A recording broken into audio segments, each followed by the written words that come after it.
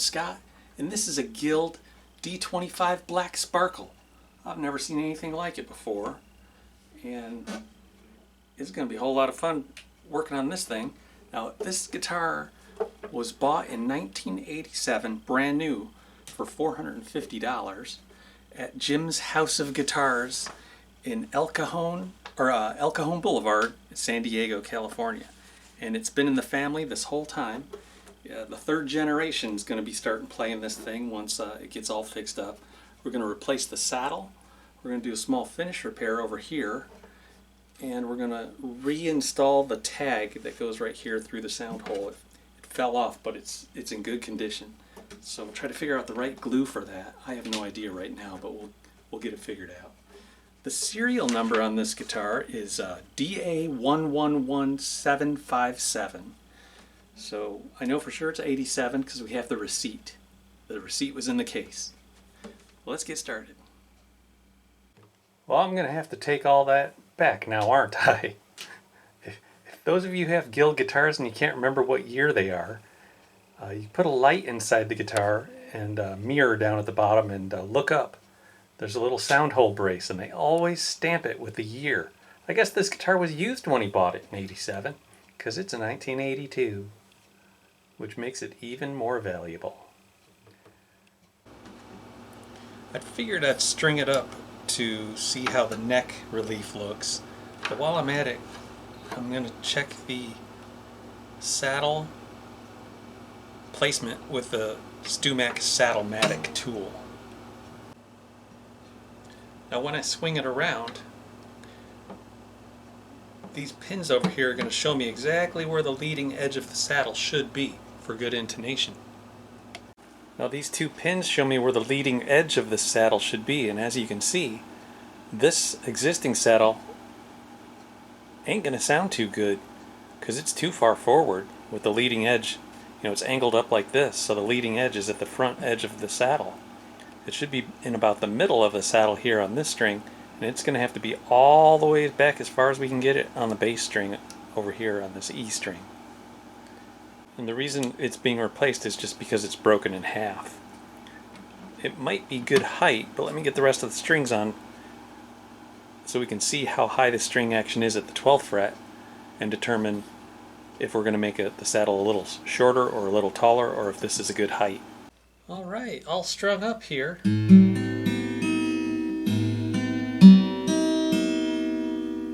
And what I found out is we have a string action at the 12th fret of 6/64 on the bass string and 3/64 on the treble string. We've got a relief in the neck, a bow in the neck of 12 thousandths of an inch right in the center here.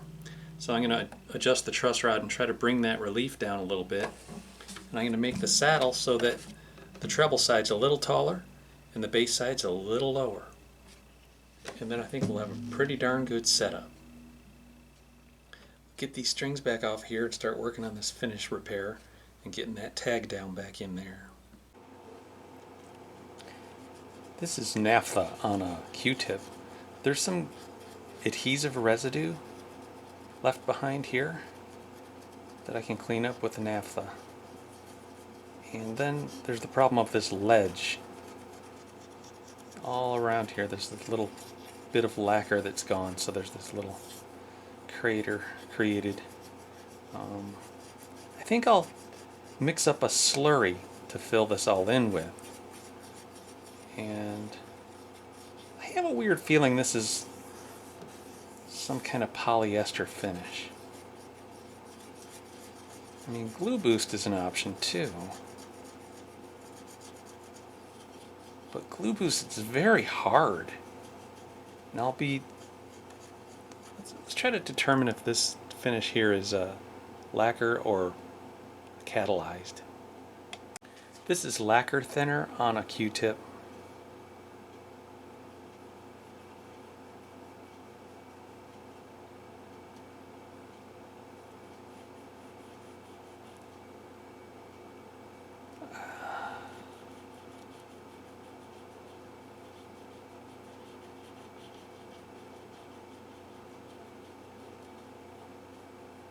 Yeah, it's lacquer. See how it's getting all smudged up? There's some color change going on there. Yep, this is lacquer. Alright, to fill in that crater, I could do the quickest way, which would be glue boost, but then I'd have to do a ton of sanding, and I would scratch up the surrounding lacquer so much with all that serious sanding that I would do. Instead of doing the quickest way to fill it, I'm going to do the easiest way to make it look great, which will be a little bit slower. This is freshly mixed shellac flake. I'm going to take an additional amount of flake and throw it in here. I'm just guessing, eyeballing it, and I'm going to mix that up throughout the next hour or so. I'm going to keep mixing this. It's going to take a couple hours to mix together, and it'll be a thick slurry of shellac. It'll be what they call like a 3-pound or 4-pound cut. And I'm going to fill in. It looks yellow or amber, but once it's on the instrument, it's like crystal clear. Anyways, we'll fill it in with shellac. That way, when I sand it, smooth, 100% flat, it won't damage the lacquer around the edges of the crater as much as the glue boost deal. And I think it'll blend better, and then I can actually maybe wipe on a few French polish coats over the top, and it'll be done. So that's the plan. And then for the tag, I had to do a little research. I had an old video on 2 Guilds where I explained, because I couldn't remember if the orientation, whether it was installed, because it's a sideways installation. I'll show you what I mean. So I can see from the old footprint that the tag goes sideways. And I didn't know if it goes where you can read it when you're looking through the sound hole like this, or read it when you're looking through the sound hole like this. And it turns out, because I had an old video that explained it, it's visible and readable in the playing position.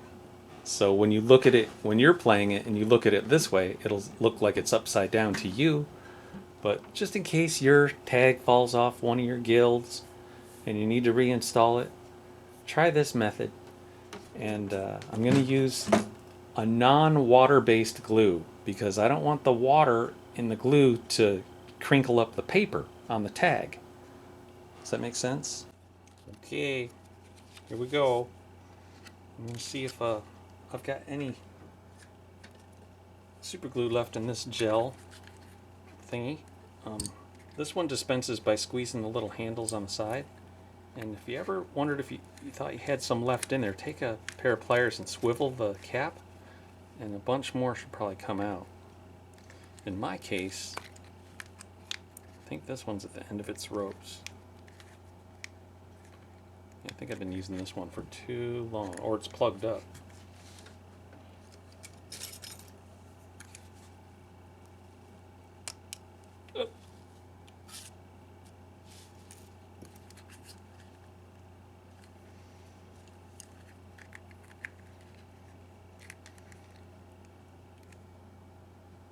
Yeah, see, there's a bunch more in there.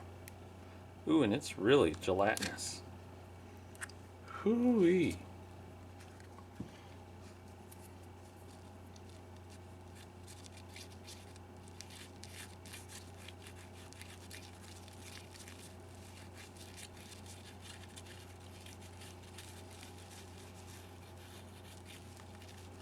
Oh, that's plenty. Okay. Now, I've also got this mylar to put over top of it once it's in. So I'm going to go over there and stick it in there. Won't be able to film that. Okay, I just set the tag in. I'm going to put the mylar over. And I'm going to get some magnets. I'm going to hold it all in place with magnets. Okay, so I used a total of 4 magnets, 2 round and 2 square. Two of them are on the inside of the guitar and two of them are on the outside of the back of the guitar, down on the bottom there. And you can swivel them around and, you know, kind of press them, press the tag, iron it, so to speak. Make sure that the glue spread around evenly, and then I'll let it sit there for a little while I work on the new saddle. There's this baby, broken in half. And I made some notes about how I want to alter it slightly, so that'll help me get to third base with this thing before I even restring it. And I went out there and got this roughed in. Looks like it's a pretty good fit on the treble side. I got to round over both edges and shorten it slightly. It's a little too thick on the bass side still. Let's take it over there. All right, after cleaning it, the edges cleaned up pretty good with just naphtha and a paintbrush. I mean a toothbrush. But now I'm going to take that thickened shellac. I'm going to brush it on kind of thick.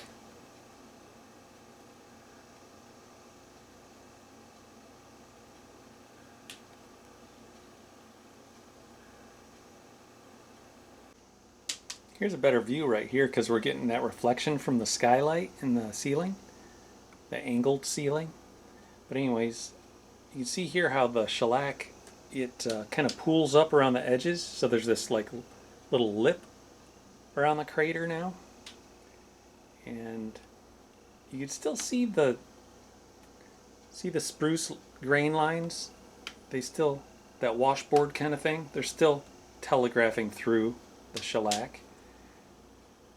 And I might put another one or two coats down, spaced about an hour apart, and then sand it tomorrow or the next day. See where we're at. The tag is in. That installation went good. See, it's upside down to us, but to the viewer, if you were on stage and they saw the tag through the sound hole, it would be right side up. So that's how those are installed. Alright guys, so it's been a whole week because I've been busy and I haven't gotten back to this project, but that's okay because that shellac needed to harden, and I just started sanding it with this 600 grit wet sandpaper, but I took it out of the water. It was in there for days just soaking, and now I'm going to wet sand it with these mineral spirits.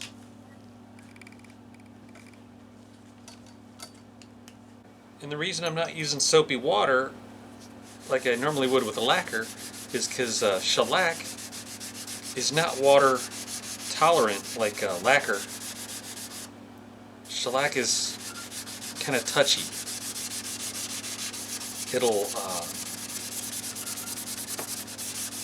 It could wick up water and blush. So see how quickly that sanded? I would have been here for days sanding lacquer, and I think we got that smooth. Well, pretty smooth. It's getting there. That is close. Wow. No wonder I love shellac so much. It is a little softer than lacquer, but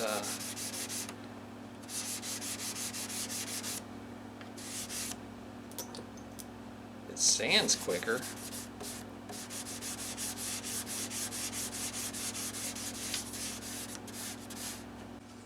Now I'm going to start dry sanding with this toll cut. It's an 800 grit pad. They say with this stuff you can dry sand it and just keep cleaning off the paper.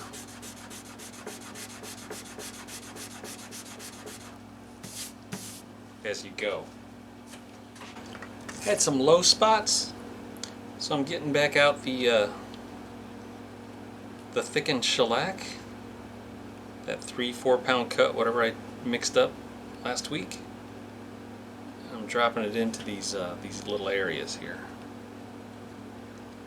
Just a few spots that look like they're a little, could use a little filling.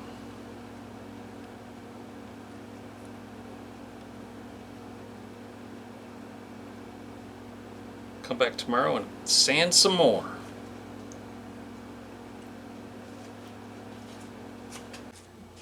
I just level sanded the shellac drop fill with 400 grit dry sand and then 600 grit wet sand with mineral spirits on a foam block. And then I hit it with some of this 1200 gray Scotch-Brite from 3M. And I'm wondering if I'm going to need to put any lacquer over top of it, or if I could just start polishing it with this and get a good result. So let's see what happens.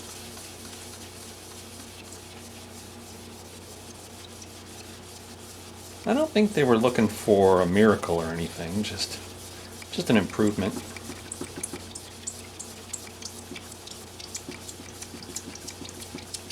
The guitar was pretty scratched up from the pick in this area too. They weren't asking me to make it look brand new.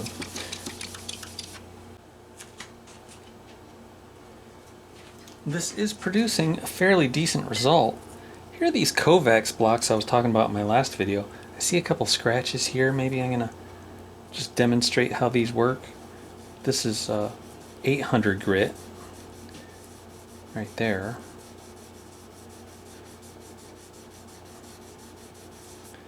And then I think it leaps to 1200 grit, which I have on this side there. And then this pad is probably like a 1500.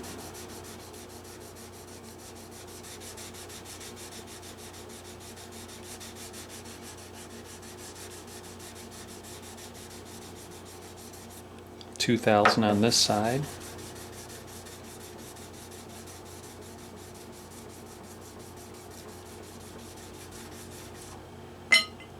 And 2,500.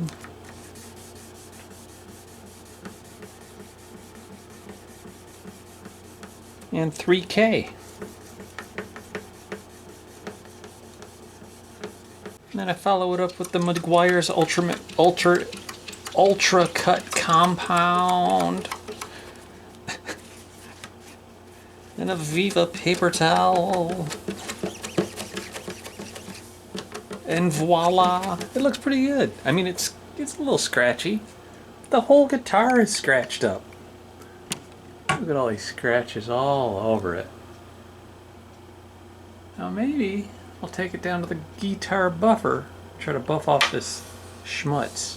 This is just from the arm rest there. But for the most part, I'm liking it. There's a couple little divots, little remnants of the old repair, but where are they? There. No big deal. There's a couple divots all over the guitar. Over here, there's some big old divots. But yeah, I'm liking this. I like it a lot.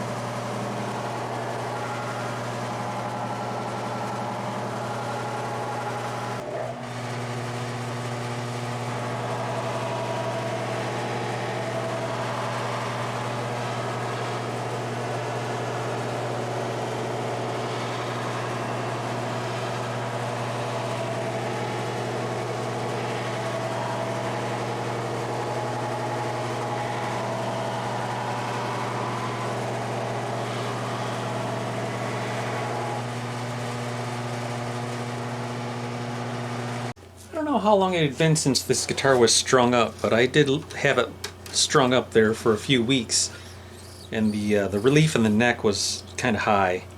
So I took the truss rod cover off and made the adjustment. It doesn't look like this had ever been messed with before because it had a polishing compound all caked up in there and stuff. I gave it a couple good turns and it looks a lot better. I'm going to be changing the strings. They had these Guild strings in the case. Grandpa had packed them in there, And I don't think they're too old though, because Guild has not been a part of Fender for that long, but I've never seen Guild branded strings. These are a little heavier than the ones I had on it, but let's see what happens. I made the truss rod adjustment already, so I'm going to put these back up to tension and see if I need to make another adjustment before I go up a gauge to these 12s. And there's a look at the saddle. Much higher on the treble side, a little lower on the bass side. Well, string tension's not up yet. One other thing I wanted to try out with this guitar was I wanted to try to stain the saddle with tea. I'm going to get some black tea and soak it overnight and see what happens before I string it up. Obviously, I can't do that. I can't put the strings on without the saddle. But you know what I'm saying? Let me get a different angle. See what I mean? The saddle does not match the pins, and it certainly does not match that nut. That nut is brown as can be. Let's dip it in tea with glee. Let's see what it looks like after 2 hours. Oh, hey!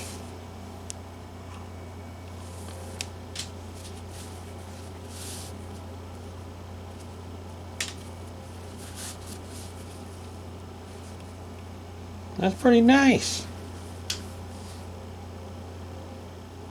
I can dig it.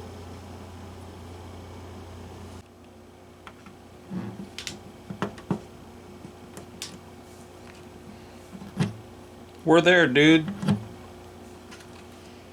All right.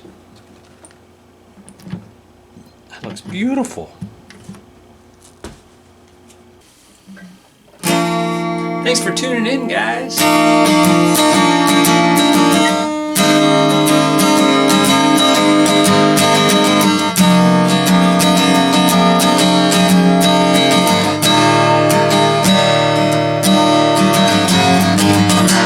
If you want to support the channel, go to my store and get a t-shirt.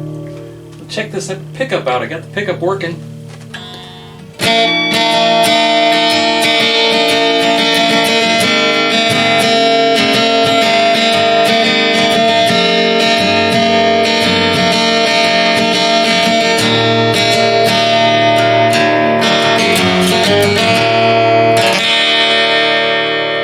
Catch you later.